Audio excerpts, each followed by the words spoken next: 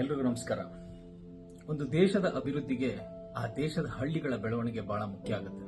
ಯಾಕೆ ಅಂತಂದ್ರೆ ನಮ್ಮ ಸಂಸ್ಕೃತಿ, ನೆಲ, ಜಲ, ಅರಣ್ಯ ಸಂಪತ್ತು ಎಲ್ಲವೂ ಹಳ್ಳಿಗಳಲ್ಲೇ ಇದೆ. ಹಾಗೆ ನೋಡೋದಾದ್ರೆ ನಿಮ್ಮೆಲ್ಲರ ಮೂಲ ಹಳ್ಳಿನೇ ಆಗಿದೆ. ನಮ್ಮಪ್ಪ, ನಮ್ಮ ತಾತ, ನಮ್ಮ ಮುತ್ತಾತ ಯಾರೋ ಒಬ್ರು ಹಳ್ಳಿಯಿಂದನೇ ಬಂದಿರ್ತಾರೆ. ಒಬ್ಬ ವ್ಯಕ್ತಿಯ ಜೀವನದಲ್ಲಿ ಆರೋಗ್ಯ ಮತ್ತು ವಿದ್ಯೆ ಬಹಳ ಮುಖ್ಯವಾದದ್ದು. ಆದ್ರೆ ಇವತ್ತೊಂದು ದಿನ ಎಜುಕೇಶನ್ ಮತ್ತು ಮೆಡಿಕಲ್ ಫೀಲ್ಡ್ ಎರಡು ಬಿಸ್ನೆಸ್ ಆಗ್ಬಿಟ್ಟಿದೆ. ಒಂದು ಮಿಡ್ಲ್ ಕ್ಲಾಸ್ ಫ್ಯಾಮಿಲಿ ಅವ್ರ ಮಕ್ಳಿಗೆ ಒಂದು ಒಳ್ಳೆ ಎಜುಕೇಶನ್ ಕೊಡಿಸ್ಬೇಕು ಅಂದ್ರು, ಅಥವಾ ಏನೋ ಒಂದು ಎಮರ್ಜೆನ್ಸಿ ಆಗಿ ಒಂದು ಹಾಸ್ಪಿಟ್ಲಿಗೆ ಹೋಗಿ ಅಲ್ಲಿ ಟ್ರೀಟ್ಮೆಂಟ್ ತಗೋಬೇಕು ಅಂದ್ರೂ ಇವತ್ತು ತುಂಬಾ ಎಕ್ಸ್ಪೆನ್ಸ್ ಆಗುತ್ತೆ. ಅಫೋರ್ಡ್ ಮಾಡೋದು ತುಂಬಾ ಕಷ್ಟ ಇದೆ.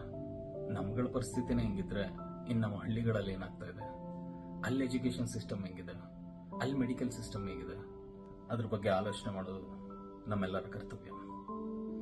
ನೀವೆಲ್ಲರೂ ಕೇಳ್ಬೋದು, ಆಲೋಚನೆ ಮಾಡೋದ್ರಿಂದ ಏನಾಗುತ್ತೆ ಅಂತ. ಇಂಗ್ಲಿಷಲ್ಲಿ ಒಂದು ಸೇಯಿಂಗ್ ಇದೆ, as a man thinketh in his heart so is he ಅಂತ.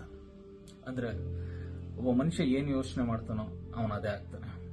ಜಗತ್ತಲ್ಲಿ ಇಲ್ಲಿವರೆಗೂ ಏನೆಲ್ಲ ಬದಲಾವಣೆಗಳಾಗಿದೆಯೋ, ಅನ್ವೇಷಣೆಗಳಾಗಿದೆಯೋ, ಅದಕ್ಕೆಲ್ಲಕ್ಕೂ ಒಂದು ಆಲೋಚನೆ ಕಾರಣ.